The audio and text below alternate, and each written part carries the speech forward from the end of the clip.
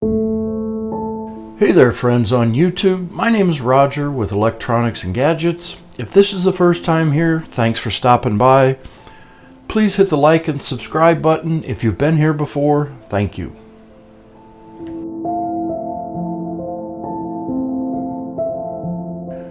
For my next video, I'd like to do one on Spigen's Glass TR Easy Fit screen protectors.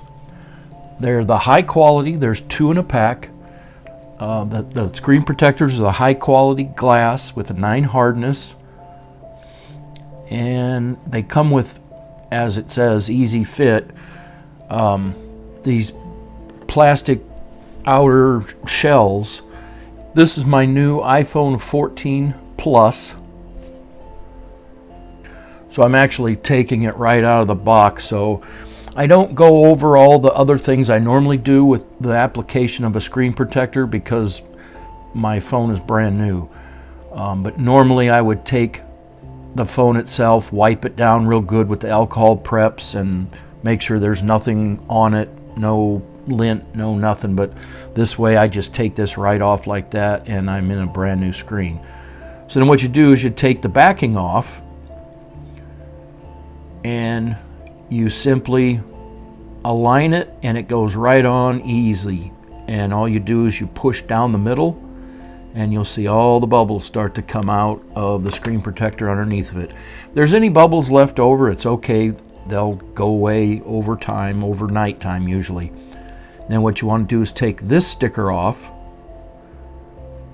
and then just pop the screen protector off, the plastic case off, and the screen protector's on, and we still have a plastic covering on it that you just take off. As you can see, I'm pushing out what few bubbles are in. Spigen makes some of the best screen protectors on the market. They last, they never bubble up. I've always used Spigen screen protectors for 10 years I've had it.